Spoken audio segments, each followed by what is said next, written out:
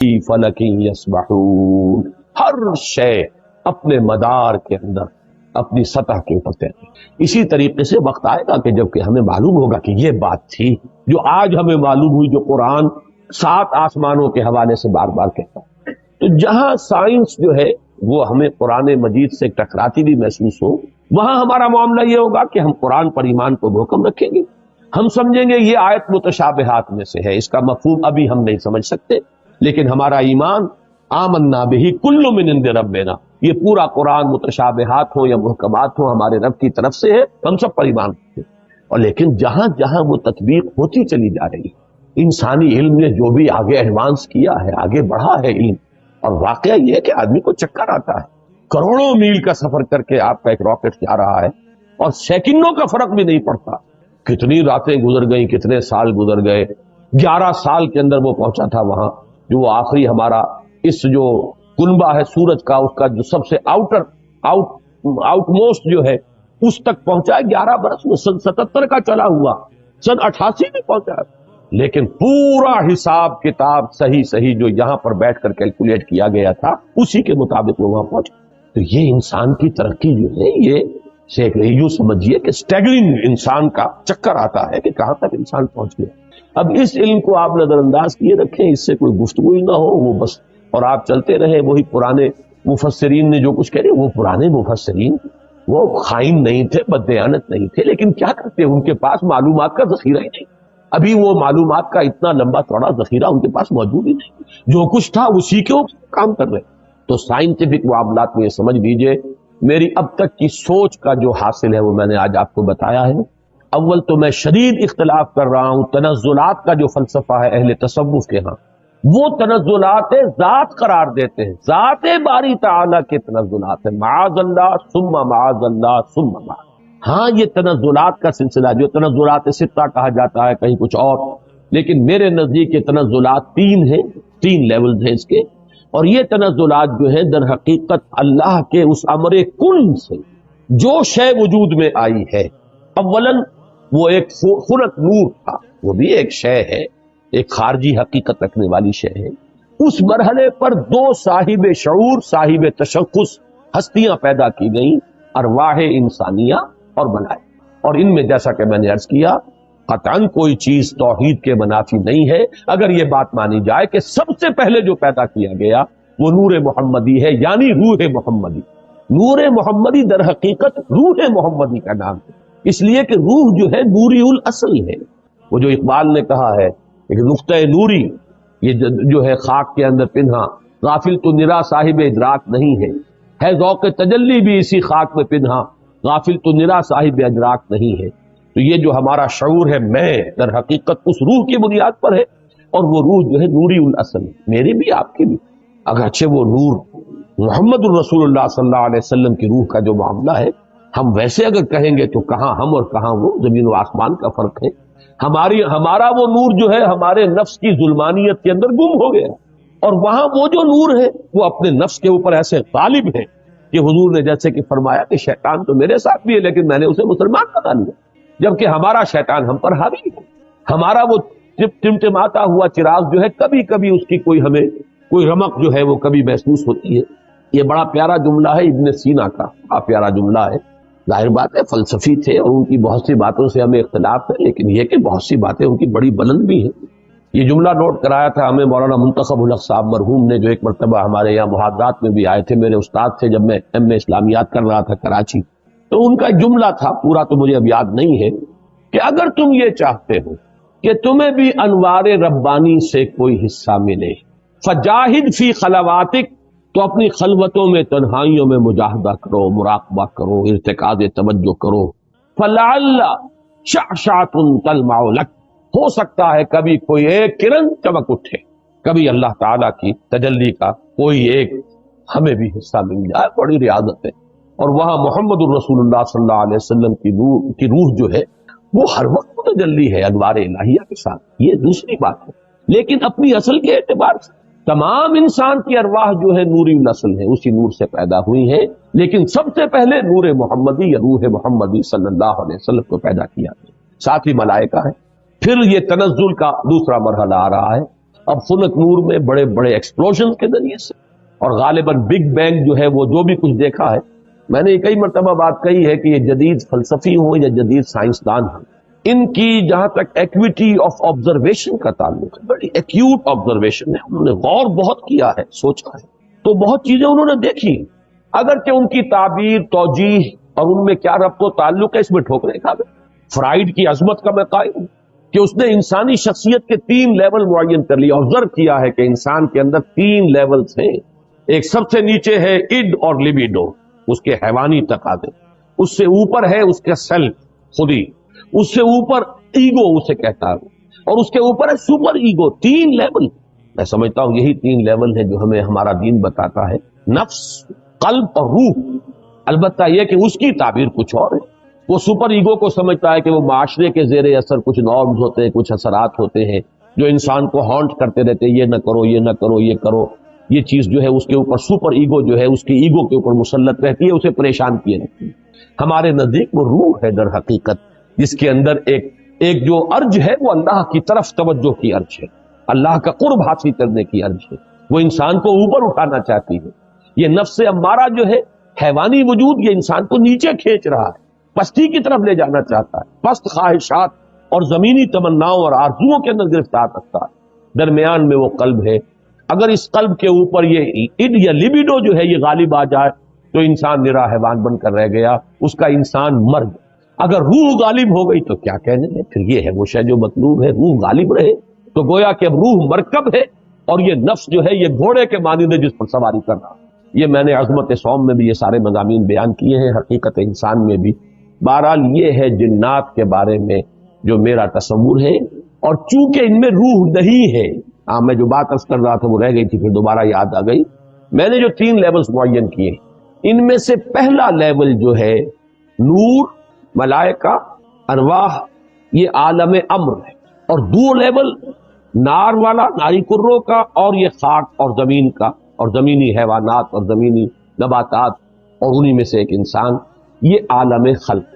عالم امر میں time element ہے ہی نہیں، روح کو کوئی وقت درکار نہیں ہے، یہاں سے کروڑوں میل جانے کے لیے کوئی وقت درکار، نہ روح کو نہ فرشتے کو کوئی وقت درکار۔ یہ عالم امر ہے، اس کی شان یہ بیان ہوئی ہے، انما امرہ اذا اراد شیئا فانما یقول له کن فیکون، نو ٹائم ایلیمنٹ واٹس ایور۔ اور یہی عالم امر ہے جس میں کہ فرشتے اور روح انسانی کا ایسا ربط ہوتا ہے، فرشتہ وہی لاتا ہے تو روح ہے در حقیقت نبی کی اور رسول کی جو اسے ریسیو کرتی ہے۔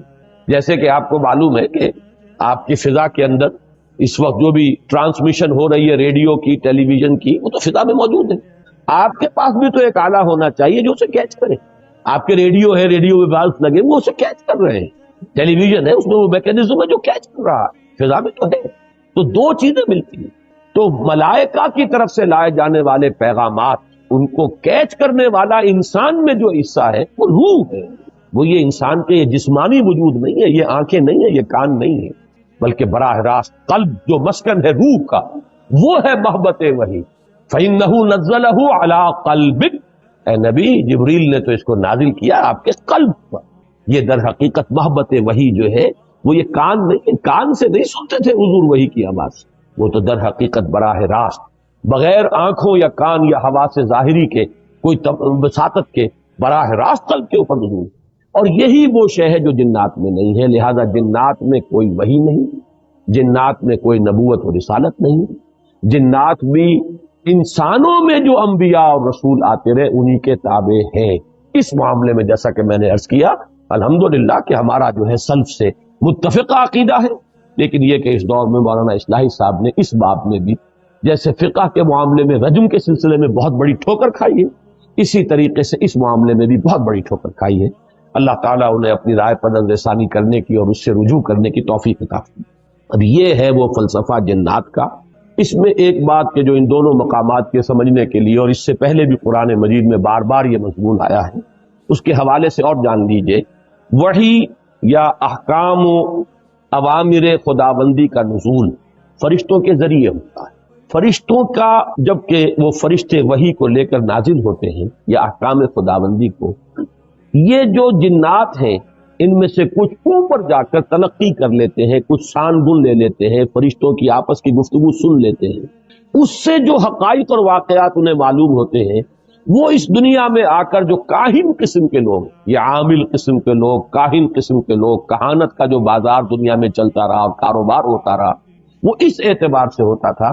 اور آج دنیا میں جو اسپرچولزم کے نام سے ہو رہا کہ یورپ کے اندر ایک بڑا فلسفہ ہے، بڑا فن ہے، وہ آپ کے والد کی روح کو بلوا لیں گے اور وہ والد کی روح آ کے کہے گی بھائی میں تمہارا والد ہوں، وہ یاد کرائے گی کہ میں دیکھو اس اعتبار سے پہچانو، ہے اس واقعے کو ساری چیزیں وہ بیان کرے گا، اور لوگ سمجھتے ہیں کہ ہمارے والد کی یا والدہ کی یا دادا کی یا دادی کی روح سے نکلا۔ یہی شیاطین ہیں در حقیقت کہ جو دھوکہ دے رہے ہیں اور گمراہ کر رہے ہیں انسانوں کو، اور یورپ کی اسپرچولزم کا بھی در حقیقت پورا میکینزم انہی جنات کے حوالے۔ فرشتے کبھی اس کاروبار میں ملوث نہیں ہو سکتے، وہ بہت مقدس ان کی ہستی ہے اور وہ اس طرح کے معاملات سے منزہ ہے، اعلیٰ اور عرفہ ہے، لیکن جنات کے اندر یہ سارا دھندا موجود۔ یہ جو خبریں لینے کے لیے دور تک جاتے تھے اور سمائے دنیا تک ان کی رسائی ہے، یہ جو سب سے نیچے آسمان ہے اس تک، یہاں تک یہ پہنچ سکتے ہیں۔ اب اس کی حقیقت ابھی ہم پر منتشر نہیں، میں بھی نہیں جانتا کہ اس سے مراد کیا ہے سمائے دنیا۔ آیا ہم نظام شمسی جہاں ختم ہوتا ہے اسے سمائے دنیا کہیں؟ ہو سکتا ہے ایک توجیہ ہے کہ ایک دنیا کا یہ جو سولر سسٹم ہے اس کا ایک حد آ جائے کہ سولر سسٹم کی شاید وہ سمائے دنیا ہو۔ پھر یہ بے شمار سولر سسٹم جس ایک وہ جو سٹار میں نے کہا ایک ستارے کے گرد جو چکر لگا رہے، ہو سکتا ہے کہ اس کی جو وسعت ہے وہ دوسرا سما ہو، گیلیکسی جو ہے وہ تیسرا سما ہو، اس سے اوپر جو ہے کوئی اور وسعت، واللہ اعلم، اس میں کوئی توجیہ میں اس وقت نہیں کر سکتا، صرف ایک امکان پیش نظر ہے کہ شاید یہ سولر سسٹم کی جو حدیں ہیں وہ ممکن ہے کہ وہ سمائے دنیا ہو اور وہاں تک ان جنات کی رسائی ہو جائے، اور وہاں سے یہ خبریں لاتے ہیں، اس میں جھوٹی سچی اپنی طرف سے ملاتے ہیں، کچھ نہ کچھ پیش گوئیاں جو ہے وہ صحیح ہو جاتی ہے، کاہن نے کہا یہ ہوگا اور وہ ہو جاتا ہے، اس سے ان کا دھندا چلتا ہے، کاروبار چلتا ہے، اسی سے وہ لوگوں کو گمراہ کرتے ہیں۔ لیکن یہ بات اہم ہے قرآن کو سمجھنے کے لیے، اس کا بہت اہم تھیم ہے، جب بھی کبھی اللہ کسی نبی یا رسول کو مبعوث فرماتا تھا، کہہ رہا ہوں ہے نہیں، اس لیے کہ سلسلہ بند ہو چکا، میں ہمیشہ اب محتاط ہوتا ہوں کہ اس میں ہے کا لفظ ہی استعمال نہ کیا جائے، اس لیے کہ وہ دروازہ بند ہو چکا۔ جب بھی اللہ کسی نبی یا رسول کو مبعوث فرماتا تھا اور فرشتے وہی لے کر نازل ہوتے تھے، اس زمانے میں آسمانوں پر زبردست پہرے بٹھا دیے جاتے تھے سمائے دنیا کہ کوئی جنات اس کی سان گن نہ لے جائیں۔ اب آپ اس کا اندازہ کیجئے، اگر کہیں وہ لے اڑے وہاں سے اور آ کر اپنے کسی کاہن کو بتا دیں کہ اب محمد پر یہ وحی آنے والی ہے صلی اللہ علیہ وسلم، تو نتیجہ کیا نکلے گا؟ وہ پہلے سے بتائے گا کہ دیکھنا کل یہ بیان کریں گے محمد کی یہ وحی مجھ پر نازل ہوئی ہے، تو سارا کا سارا معاملہ چوپٹ ہو جائے۔ پھر یہ کہ حضور صلی اللہ علیہ وسلم یا اس نبی یا رسول کی جو حیثیت ہے وہ ختم ہو جاتی ہے۔ لہذا نزول وحی کے دور میں بہت سخت پہرے بٹھائے جاتے تھے کہ یہ جنات جو ہے کہیں سے سان گن نہ لے لیں، بلکہ یہ کہ شہاب ثاقب مارے جاتے تھے ان پر اگر یہ قریب آتے تھے۔ یہ ہے جو قرآن مجید میں بہت جگہوں پر یہ فینومینن جو ہے اس کا ذکر ہے، اور اس سورہ مبارکہ میں بھی اس کا ذکر جو ہے بڑی تفصیل کے ساتھ آئے۔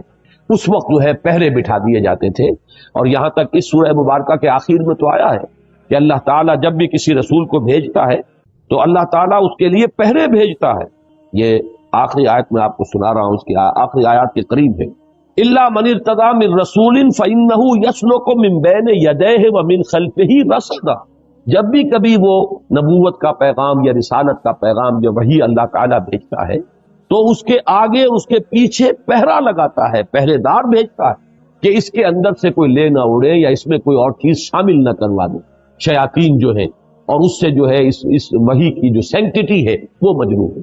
تو یہ بھی ذکر جو ہے اس سورہ مبارکہ میں موجود ہے۔ اب جیسا کہ میں نے عرض کیا تھا یہ باتیں تو ہوئی تمہیدی اور کافی طوالت ان کی آج ہو گئی ہے، لیکن یہ کہ اب ہم اس کا ترجمہ بھی کر لیتے ہیں، لیکن ترجمے سے پہلے میں عرض کر دوں، روایات میں دو واقعات ہمیں ملتے ہیں کہ جن میں ذکر ہے کہ حضور صلی اللہ علیہ وسلم کے علم کے بغیر کچھ جن آپ کو قرآن پڑھتے ہوئے سن گئے، قرآن سنا آپ کی زبان سے۔ ایک تو روایت وہ ہے جو حضرت عبداللہ ابن عباس سے ہے رضی اللہ تعالی عنہما، یہ روایت بخاری میں بھی ہے، مسلم میں بھی ہے، ترمذی میں بھی ہے۔ ظاہر بات ہے بخاری مسلم میں ہے تو کسی اور کا ذکر کرنے کی ضرورت نہیں، حضرت ابن عباس رضی اللہ تعالی عنہ سے یہ منقول ہے۔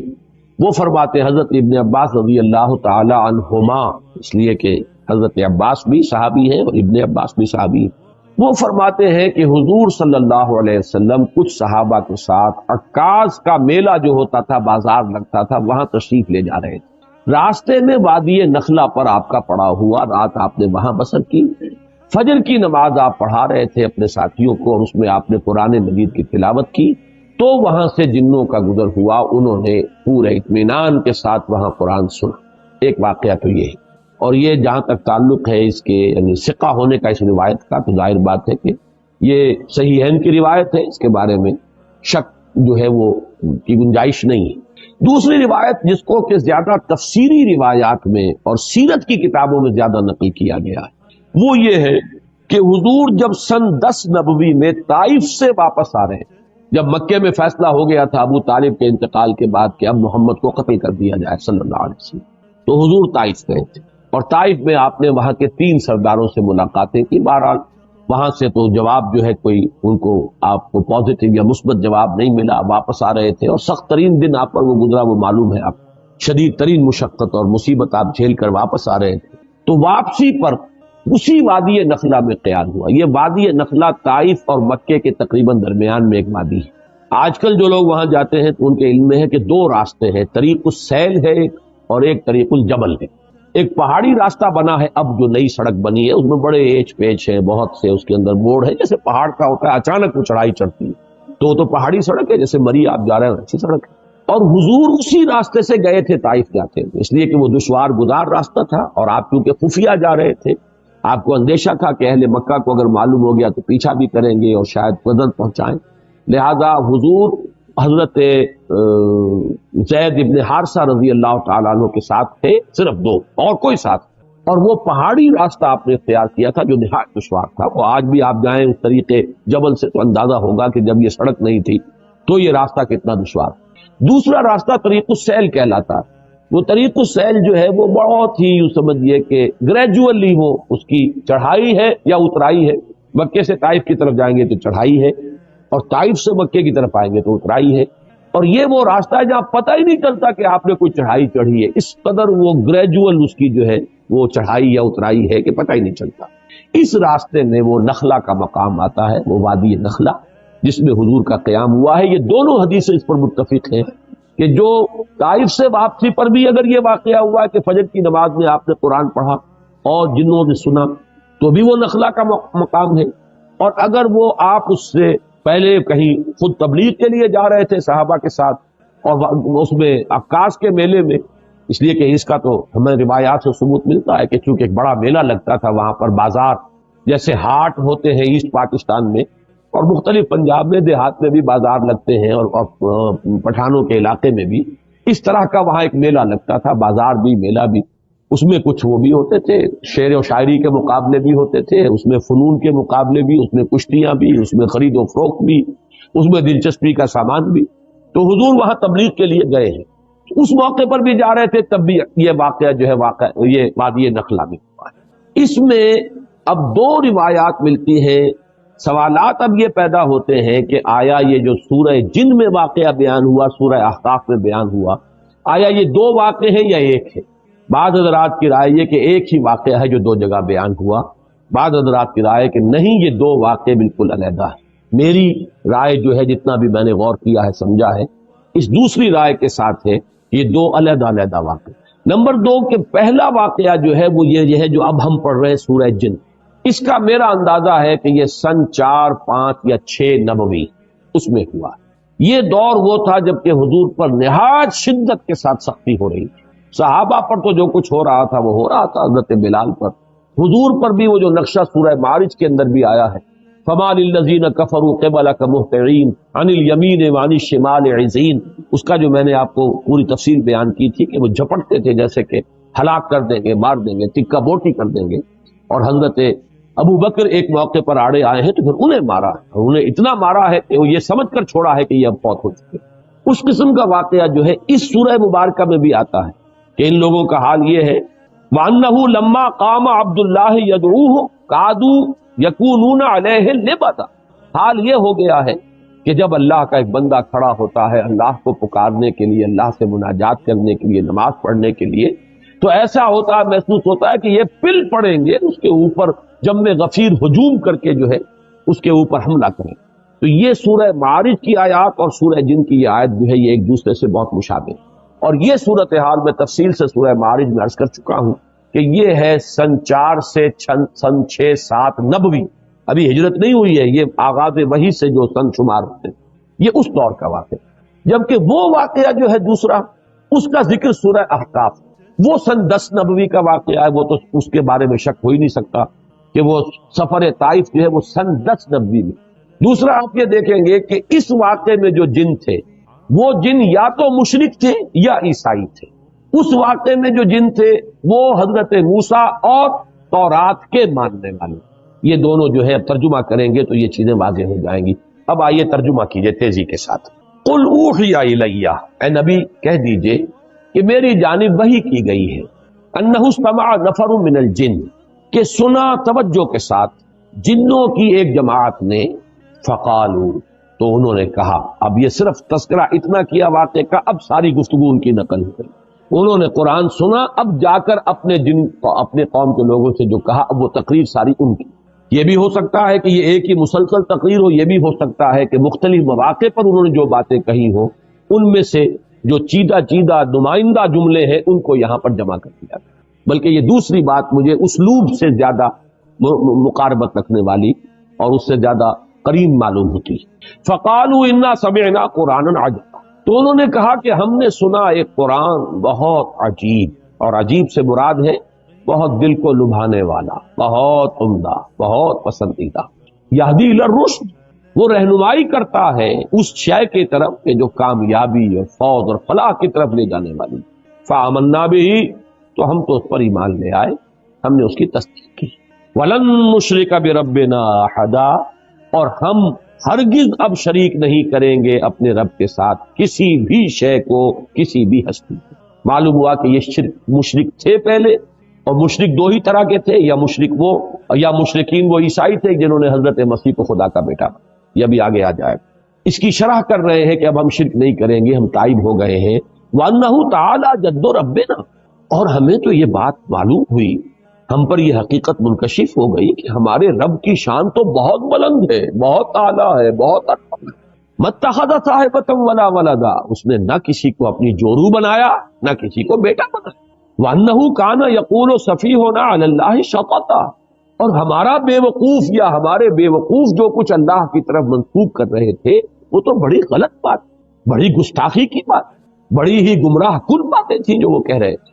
وَأَنَّا ظَنَنَّا، اور ہم یہ سمجھتے رہے، اس گمان میں رہے، اس حسن ظن میں مبتلا رہے، لن تقول الانس والجن علی اللہ کذبا، کہ جن اور انسان اللہ کی طرف تو کوئی غلط جھوٹ منسوب نہیں کریں گے، ایسی کون ایسا شامت کا مارا ہوگا جو اللہ تعالیٰ کی طرف غلط بات منسوب کرے۔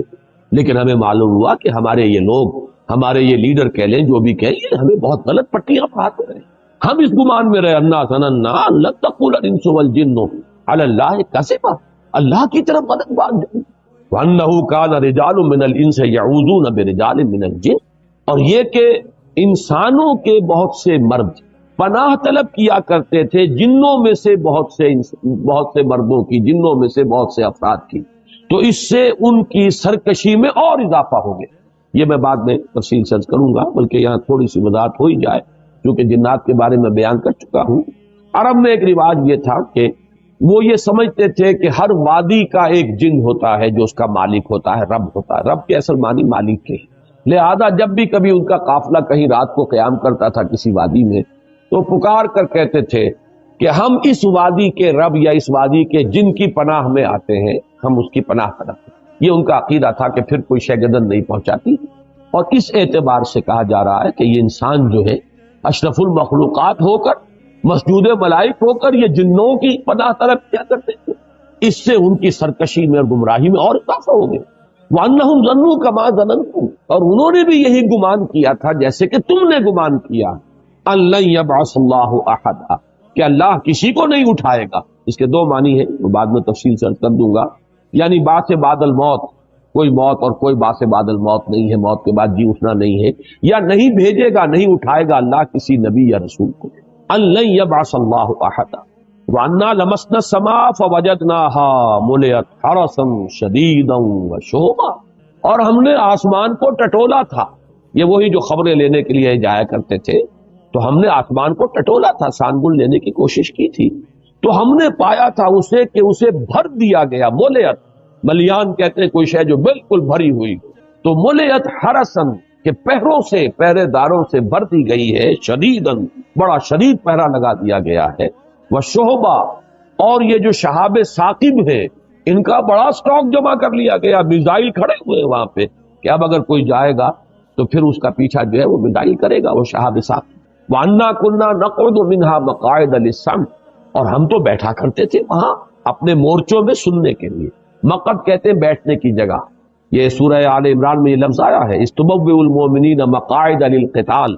اے نبی وَإِذْ غَدَوْتَ مِنْ أَهْلِكَ، جب آپ اپنے گھر سے نکلے تھے صبح کے وقت، اہل ایمان کو مورچوں میں بٹھا رہے تھے، مورچہ بند کر رہے تھے، تو ان کی بھی کوئی جگہ ایسی تھی جہاں یہ طاق میں بیٹھتے تھے، اور وہ وہاں پر بیٹھ کر پھر وہ ملائکہ کی باتیں سنتے تھے، اور اس سے جو چیزیں ملتی تھی آ کر وہ ان اپنے جو ان کے کلائنٹس تھے یہاں انسانوں میں سے جو کاہن وغیرہ، ان کے وہ کانوں میں پھونکے مارتے تھے. اس سے ان کا دھندا چلتا تھا.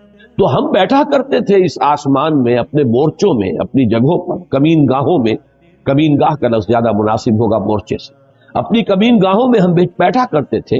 فَمَن يَسْتَمِعِ الْآنَ يَجِدْ لَهُ شِهَابًا رَصَدًا، تو جو کوئی اب سننے کی کوشش کرے گا وہ اپنی گھات میں پائے گا ایک شہاب. رصد کہتے ہیں گھات میں ہونا کسی کا. ان ربک لبالمرصاد، تیرا رب جو ہے گھات میں ہے، وہ پکڑ اس کی طرف سے گرفت آیا چاہتی، تو وہ دیکھے گا شہاب ثاقب کے گویا کہ وہ تیار ہے بالکل اس کا پیچھا کرنے کے لیے. وَأَنَّا لَا نَدْرِي أَشَرٌّ أُرِيدَ بِمَنْ فِي الْأَرْضِ أَمْ أَرَادَ بِهِمْ رَبُّهُمْ رَشَدًا، اور یہ کہ ہمیں یہ معلوم نہیں ہے، ہم یہ نہیں جانتے کہ آیا زمین والوں کے ساتھ جو زمین میں بس رہے ہیں ان کے ساتھ کسی شر کا ارادہ کیا گیا ہے، ام اراد بہم ربہم رشدا، یا ان کے رب نے ان زمین والوں کے ساتھ، انسانوں کے ساتھ کسی بھلائی کا، خیر کا، رشد کا ارادہ فرمایا. یہ ہم نہیں جانتے کہ نتیجہ اس کا کیا نکلے گا. وَأَنَّا مِنَّا الصَّالِحُونَ وَمِنَّا دُونَ ذَلِكَ، اب وہ آپس میں گفتگو کر رہے ہیں. دیکھیں ہم میں بھی کچھ صالح بھی ہیں یا تھے، رہے ہیں، اچھے لوگ بھی رہے ہیں جنوں میں، اور کچھ دوسرے قسم کے لوگ بھی ہیں. اب یہاں اشرار کا لفظ نہیں لائے، یہ ہے حکمت تبلیغ. دون ذالک، کچھ اچھے لوگ بھی ہیں، شریف بھی ہیں، لیکن کچھ دوسری قسم کے بھی ہیں، اس سے کمتر لوگ بھی ہیں. کلنا طرائق قددا، ہم تو بہت سے طریقوں میں بٹے ہوئے تھے، بہت سے فرقوں میں تقسیم ہو گئے تھے، طرح طرح کا، ہر ایک کا اپنا. کل حزب بما لدیہم فرحون، ہم نے بھی اپنے مشرب اور مسلک بنا لیے تھے. وَأَنَّا ظَنَنَّا، اور ہم نے یہ بات اچھی طرح جان لی، پورا یقین ہمیں ہو گیا، لن نعجز اللہ فی الارض، کہ ہم اللہ کو نہ تو زمین کے اندر ہرا سکیں گے، عاجز کر سکیں گے، یعنی اللہ کی پکڑ سے اپنے آپ کو بچا سکیں. وَلَن نُعْجِزَهُ هَرَبًا، نہ ہی کہیں بھاگ کر کائنات کے اندر جو ہے کہیں ہمارے لیے چھپنے کی جگہ ہے. وَأَنَّا لَمَّا سَمِعْنَا الْهُدَىٰ آمَنَّا، اور ہم نے تو بھائی جب یہ ہدایت والی بات سنی ہے، یہ رہنمائی ہم نے سنی ہے، ہم تو ایمان لے آئے. فَمَن يُؤْمِن بِرَبِّهِ فَلَا يَخَافُ بَخْسًا وَلَا رَهَقًا، تو جو کوئی بھی اپنے رب پر ایمان لائے گا اسے کوئی خوف نہیں ہوگا، کوئی اندیشہ نہیں اسے کرنا چاہیے، نہ اس کا کہ اس پہ کوئی کمی کی جائے گی اور نہ اس کا کہ اس پر کوئی زیادتی کی جائے. لا يخاف بخسا ولا رهقا. وَأَنَّا مِنَّا الْمُسْلِمُونَ وَمِنَّا الْقَاسِطُونَ. اب ذرا بات کو کھولا اور دیکھو، ہم میں سے مسلم بھی ہیں، فرما بردار بھی ہیں، اور قاسطون بھی ہیں، نا انصاف بھی ہیں، زیادتیاں کرنے والے بھی ہیں.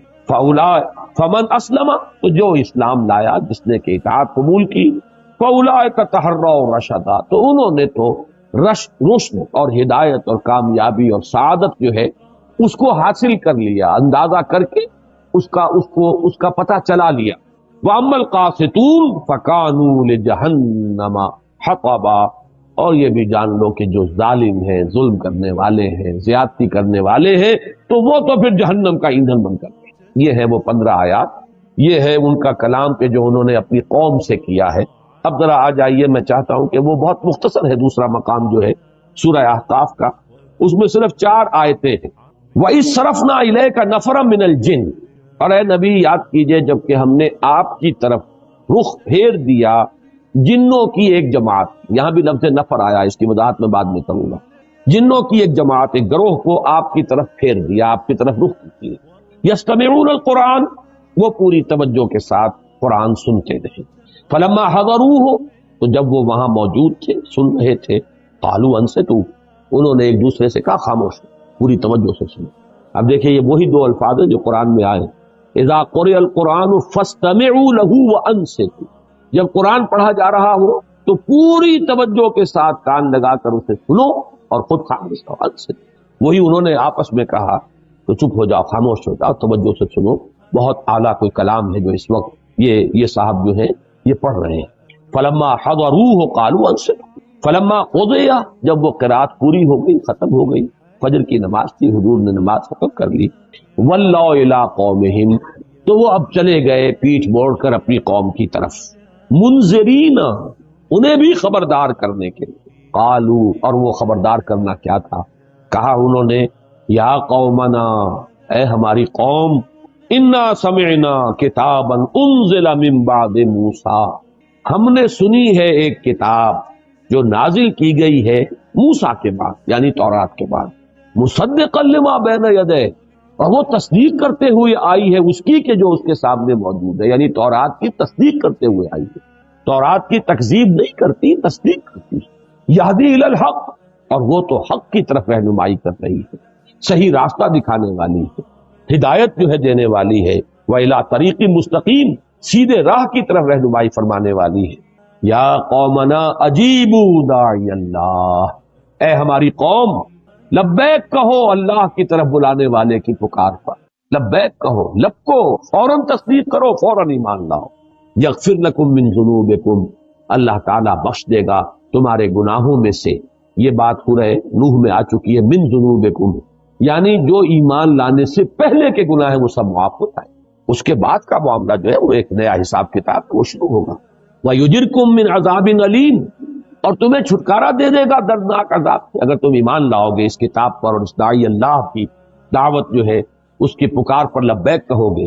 وَمَن لَا يُجِبْ دَاعِيَ اللَّهِ، اور جو کوئی اللہ کی طرف پکارنے والے کی پکار پر لبیک نہیں کہتا، فَلَيْسَ بِمُعْجِزٍ فِي الْأَرْضِ، تو وہ پھر اللہ کو عاجز کرنے والا نہیں ہے زمین میں، وَلَيْسَ لَهُ مِن دُونِهِ أَوْلِيَاء، اور نہیں ہے اس کے لیے اللہ کے سوا کوئی مددگار اور پشت پناہ، اولئک فی ضلال مبین، یقیناً وہ تو کھلی گمراہی کے۔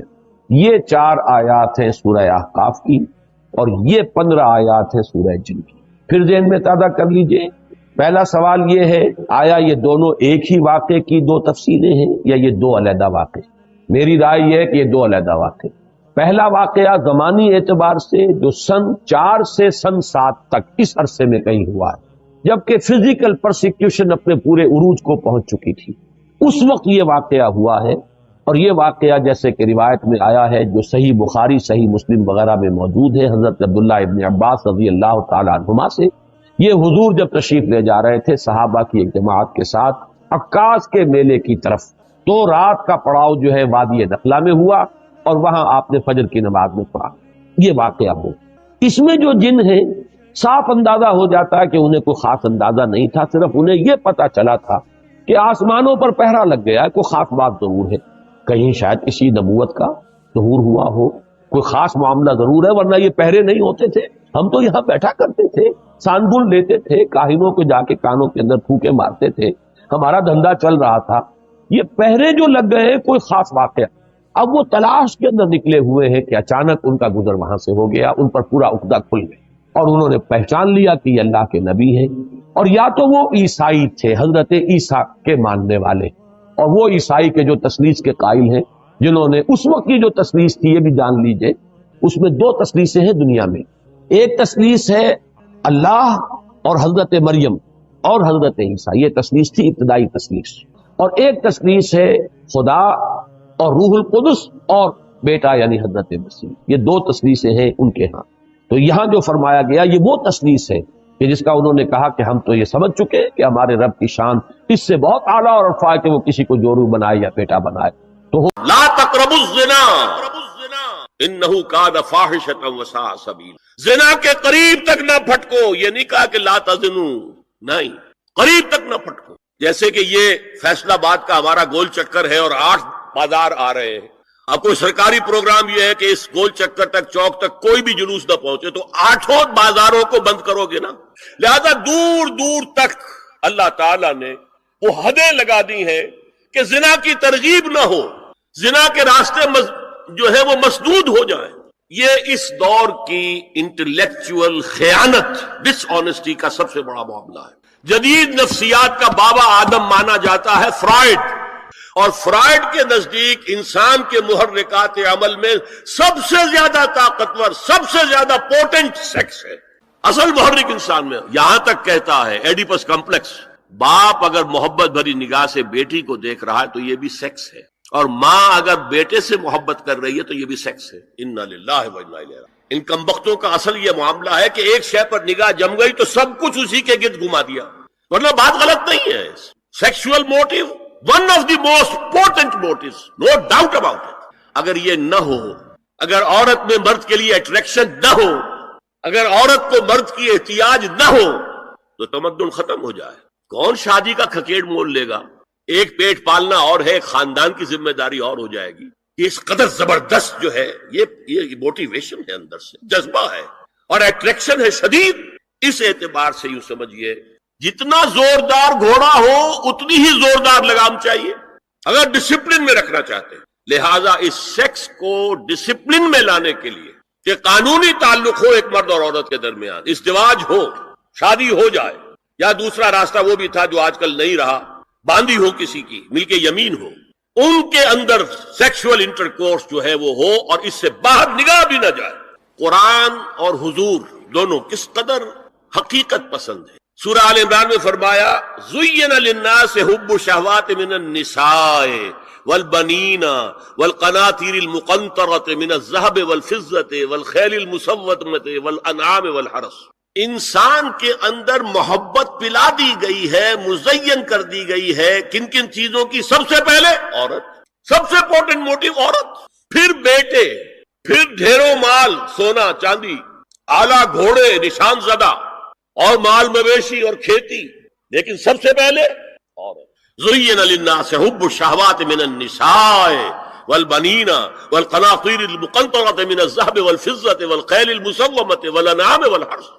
اسی طرح دیکھیے حضور صلی اللہ علیہ وسلم فرماتے ہیں، یہ مسند احمد میں بھی حدیث ہے اور حاکم اور بیہقی نے بھی، عن انس ابن مالک رضی اللہ تعالی عنہ قال قال رسول اللہ صلی اللہ علیہ وسلم حبب الی النساء والطیب وجعلت قرۃ عینی فی الصلاۃ. اس تمہاری دنیا میں سے مجھے 3 چیزیں محبوب کر دی. حبب الی، نمبر 1 نساء. کوئی جھجک کی ہے آپ نے بیان کرنے میں؟ ہم شاید یہ جملہ کہتے ہوئے جھجکیں گے. اللہ کا رسول حقیقت ہے، اس کا اعتراف کرو. بہت مضبوط موٹیو ہے، اس میں کوئی شک نہیں، کوئی شک نہیں، کوئی شک نہیں. حبب الی النساء والطیب، خوشبو، وجعلت قرۃ عینی فی الصلاۃ، اور میرے آنکھوں کی ٹھنڈک نماز میں. اسی طرح خود قرآن میں سورہ احزاب میں جب حضور سے کہا گیا کہ اب بس جتنی شادیاں ہو چکی تھیں آپ نے کر لی ہیں، اب آئندہ نہ کی، وہاں بھی صاف الفاظ آئے ہیں. اللہ کو بھی واللہ لا یستحی من الحق، اللہ کو حق بات کہنے میں کوئی حیا یا کوئی جھجک نہیں ہے. وَلَوْ أَعْجَبَكَ حُسْنُهُنَّ، اے نبی چاہے عورتوں کا حسن جو ہے وہ آپ کو بھلا لگے، لیکن اب آئندہ شادی نہیں. یہ میں تائید کر رہا ہوں فرائڈ کی. اس گدھے نے جو آگے تک پہنچا دیا ہے معاملہ وہ ہے غلط. بنیادی بات صحیح ہے قرآن مجید کے مطابق. یہ سیکس موٹیو بہت سخت ہے، بہت زوردار ہے. حضور کی حدیث ہے ان اللہ کتب علی ابن آدم حظہ من الزنا ادرک ذلک لا محال. اللہ تعالیٰ نے ہر انسان کا زنا میں ایک حصہ لکھ دی جو اس کو پہنچ کر رہے گا. فزنا العین النظر، آنکھوں کا زنا ہے نامحرم عورت کو دیکھنا، یہ بھی زنا ہے. اگر زنا کو روکنا ہے تو یہاں پر بھی قدغن لگے گی. ایک جگہ آیا ہے حدیث میں النظر سہم، یہ تیر ہے، یہ نظر جو ہے نگاہوں کے تیر. یہ تو آپ شاعری کے اندر بھی اور گانوں کے اندر بھی نگاہوں کے تیر سنتے ہیں کہ نہیں سنتے؟ النظر سہم، یہ تیر ہے. وزنا اللسان النطق یا منطق، زبان کا زنا ہے کسی عورت سے گفتگو کر کے چٹخارے لینا. عورت کی آواز میں بھی ایک لوچ ہے، حسن ہے. اللہ تعالیٰ نے اسے سراپا ایسا بنایا ہے کہ مرد کے لیے اس کی ہر شے کے اندر اٹریکشن، اس کی آواز میں اٹریکشن. والنفس تمنا وتشتہی، اور باقی رہ گیا نفس، وہ تمنا کرتا ہے کہ اب میں اس سے آگے بھی بڑھوں اور زنا بھی کر لوں. والفرج یصدق ذلک کلہ او یکذب، لیکن یہ ہو بھی سکتا ہے نہیں بھی ہوتا، لیکن یہ زنا تو کر چکا نا. کان کا زنا اس نے کر لیا، آنکھ کا زنا اس نے کر لیا، زبان کا زنا اس نے کر لیا. تو زنا کا روک تھام، زنا کی جو ہمارے معاشرتی اہداف کے اندر بہت اہم ہے، بہت اہم ہے، بہت اہم. ورنہ معاشرہ ٹوٹ پھوٹ کا شکار ہو جائے گا. میاں بیوی میں اعتماد نہیں ہے، بے اعتمادی کی فضا میں اولاد جو پلے گی اس کی منفی نفسیات ہوں گی، کبھی مثبت نفسیات نہیں ہو سکتی. اب زنا جو ہے اس کے لیے حضور نے جو کچھ فرمایا وہ سن لیجیے. ادرک ذالک لا محال، اللہ تعالیٰ نے ہر انسان کا زنا میں ایک حصہ لکھ دی جو اس کو پہنچ کر رہے گا. آنکھوں کا زنا ہے نامحرم عورت کو دیکھنا، یہ بھی زنا ہے. اگر زنا کو روکنا ہے تو یہاں پر بھی قدغن لگے گی. زبان کا زنا ہے کسی عورت سے گفتگو کر کے چٹخارے لینا. عورت کی آواز میں بھی ایک لوچ ہے، حسن ہے. اللہ تعالیٰ نے اسے سراپا ایسا بنایا ہے کہ مرد کے لیے اس کی ہر شے کے اندر اٹریکشن، اس کی آواز میں اٹریکشن.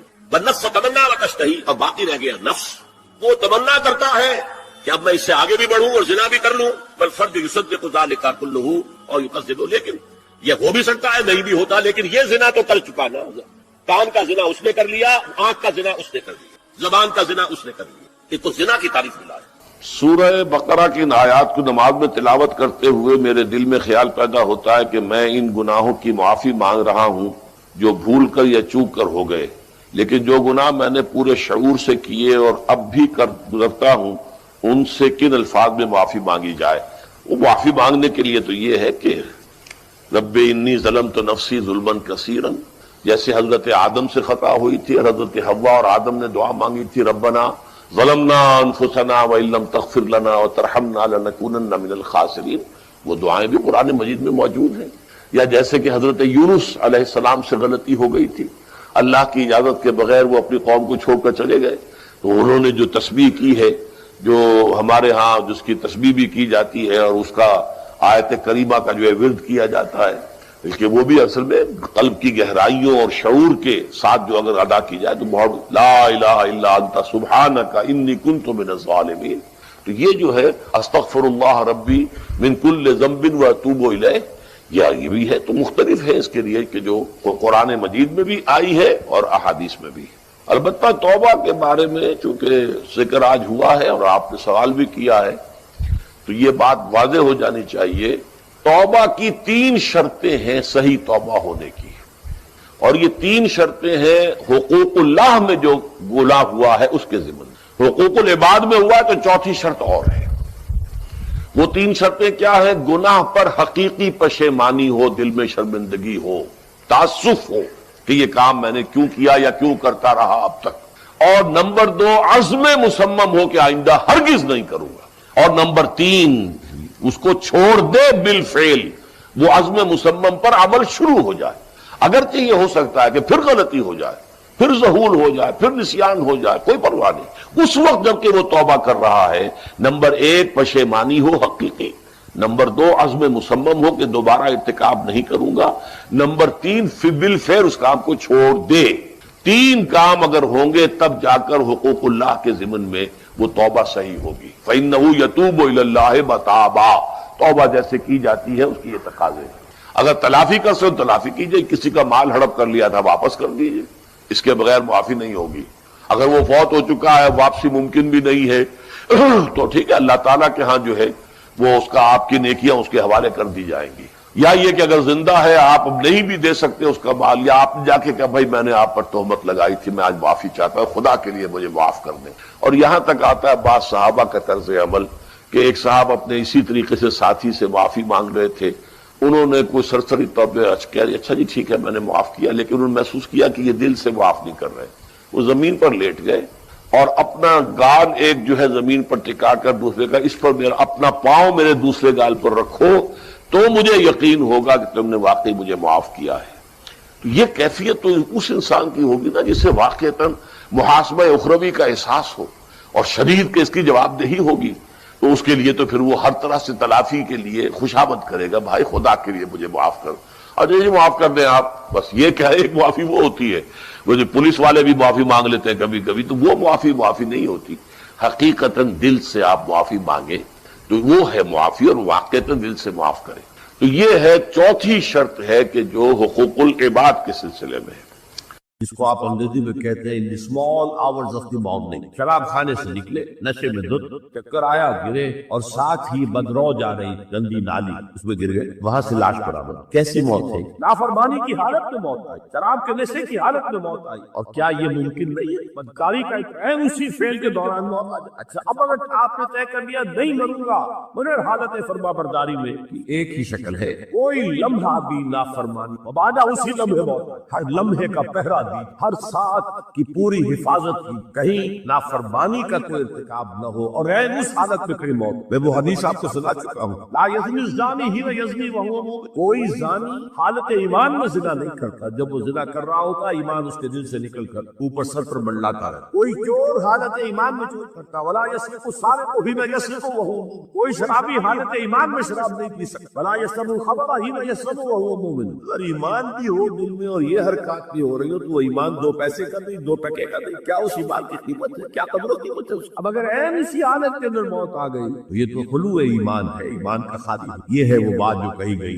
اب یہ اسلام اور تقوی، ان دونوں کو یہاں نوٹ کر لیجئے. یا ایھا الذین آمنوا اتقوا اللہ حق ولا تموتن الا وانتم مسلمون. اے ایمان کے دعوے دارو، اللہ کا تقوی اختیار کرو جتنا کہ اس کے تقوی کا حق. دیکھنا موت میں آنے پائے مگر فرما برداری. عام طور پر سوچا جائے گا کہ نیکی کا تعلق تو عمل سے ہوتا ہے. ایمان جو ہے وہ کسی عمل کا نام نہیں، ایمان تو در حقیقت ایک ذہنی اور قلبی کیفیت. لیکن واقعہ یہ ہے کہ نیکی کی اصل روح جو ہے وہ ایمان. اس لیے کہ ہر عمل کے دو پہلو ہیں، ایک عمل کا ظاہر ہے اور ایک اس کا اصل مقصد. باطنی طور پر اس عمل سے مقصود کیا ہے، موٹیویشن کیا ہے، جذبہ محرکہ کیا ہے. یہ دو چیزیں بالکل علیحدہ. یوں سمجھ لیجئے کہ نیکی کے ظاہر کو صرف نہیں دیکھنا کہ یہ نیکی کا کام ہے، بلکہ دیکھنا یہ ہوگا کہ اصل میں اس کی موٹیویشن، اس کا جذبہ محرکہ کیا ہے. وہ جذبہ محرکہ ہے جو ایمان کے ذریعے سے، ایمان باللہ، ایمان بالآخرہ، دونوں کے اندر نیکی کے لیے ایک مثبت جذبہ محرکہ بھی ہے اور بدی سے بچنے کے لیے ایک منفی جذبہ محرکہ. اللہ کی محبت، لو آف گاڈ، پلیز اللہ کو راضی، رضائے خداوندی کو اپنا مقصود بنا، یہ جذبہ محرکہ ہے جس کے تحت انسان نیک کرے، بھلائی کرے، خیر کرے. یہ مثبت جذبہ. لیکن اس کے ساتھ ہی منفی پہلو بھی، اللہ ناراض نہ ہو، اللہ کی سزا سے بچنے، اللہ کی ناراضگی سے بچنے، انسان نیکی کا کام کرے بدے. اسی طرح جذبہ آخرت جو ہے، ایمان بالآخرہ، جنت کی طلب میں نیکی کا کام کرنا اور دوزخ سے بچنے کے لیے بدی سے بچنا. گویا کہ ایمان بالآخرہ اور ایمان باللہ دونوں میں مثبت پہلو بھی ہے، منفی. کہ اللہ کے ہاں مقبول اگر ہوگا تو دین خالص. والذین اتخذوا من دونہ اولیاء، اور وہ لوگ جنہوں نے اللہ کے سوا کچھ اور کو اولیاء بنایا ہوا ہے. ما نعبدهم الا ليقربونا الى الله زلفى، کہتے ہیں ہم نہیں ان کو نہیں پوچھتے، ہم تو اصل میں اللہ ہی کو پوچھتے ہیں. ان کو صرف اس لیے پوچھتے ہیں کہ یہ ہمیں اللہ سے قریب کر دیں گے، یہ ہمارے یہ وسیلے ہیں، ان کے ذریعے سے ہم اللہ کے قریب ہو جائیں گے، اس لیے پوچھتے ہیں. ان اللہ یحکم بینہم فیما هم فیہ یختلفون، یقینا اللہ تعالیٰ فیصلہ کر دے گا ان کے مابین ان تمام چیزوں میں جن میں اختلاف کر رہے ہیں. ان اللہ لا یہدی من هو کاذب کفار، اللہ تعالیٰ ہرگز ہدایت نہیں دیتا ان کو جو جھوٹے ہوں اور ناشکر ہیں، کفار. لو اراد اللہ ان یتخذ ولدا لاصطفى مما يخلق ما يشاء سبحانہ، اگر اللہ کا واقعی ارادہ ہوتا کہ وہ کسی کو اولاد بنائے تو ٹھیک ہے، اپنے جو مخلوق ہے ان میں سے جس کو چاہتا چن لیتا. لیکن اس کے ہاں اولاد کا تو تصور نہیں ہے، اس کی اولاد تو ہے ہی نہیں. ایک خالق ہے، باقی سب مخلوق ہے. تو فرشتے بھی مخلوق ہیں. اللہ کو ضرورت کیا پڑی ہے کسی کو اپنا بیٹا بنانے کی یا بیٹی بنانے کی. سبحانہ، وہ پاک ہے. هو اللہ الواحد القہار، وہ تو اللہ ہے، اکیلا ہے، قہار ہے، اور خود چھایا ہوا ہے کل کائنات کے اوپر، کل تخلیق، کل مخلوقات کے اوپر اس کی حکومت قائم ہے. خلق السماوات والارض بالحق، اللہ نے پیدا کیا ہے آسمانوں اور زمین کو حق کے ساتھ، یعنی بامقصد ہے، نتیجہ خیز تخلیق ہے یہ، بے نتیجہ کا کار عبث اور باطل نہیں. یکبر اللیل علی النہار، وہ رات کو لپیٹ دیتا ہے دن پر. وَيُكَبِّرُ النَّهَارَ عَلَى اللَّيْلِ، اور دن کو لپیٹ دیتا ہے رات پر. اب یہ جو ہے کہیں یولج اللیل فی النہار آتا ہے، کہیں یکبر آ رہا ہے، یہ مختلف جو الفاظ ہیں، تعبیرات ہیں، لیکن مقصد کیا ہے کہ یہ دن اور رات ہے تو نہیں ہے. آپ کو معلوم ہے کہ پورا نظام جو چل رہا ہے اسی کے حوالے سے ہے، پورا عالم نباتات کا جو ریسپیریشن کا نظام ہے وہ اسی کے ساتھ متعلق ہے. لہذا یہاں کوئی شے بھی بے مقصد نہیں. جب کوئی شے بے مقصد نہیں ہے تو انسان کیسے بے مقصد ہوتا ہے؟ کس لیے اس کو پیدا؟ حدیث میں جیسا کہ آیا کہ انما الدنیا خلقت لکم وانتم خلقتم للآخرہ، دنیا تمہارے لیے بنائی گئی لیکن تم آخرت کے لیے بنا. جب تک کہ آخرت کا تصور نہ ہو پھر انسان کا، خاص طور پر انسان میں جو اخلاقی حص ہے، ایک مورل سینس ہے اس کے اندر، کچھ چیزیں اچھی ہیں کچھ بری ہیں، اس کا احساس ہے اس کے اپنے اندر، تو اس کا کوئی نتیجہ کہاں آخر نکل رہا ہے دنیا میں؟ اس کے لیے دوسری زندگی اور بعد سے بعد الموت لازمی ہے. وسخر الشمس والقمر، اور اس نے مسخر کر دیا سورج کو بھی اور چاند کو بھی، کل یجری لأجل مسمى، یہ سب کے سب چل رہے ہیں ایک وقت معین تک. الا هو العزیز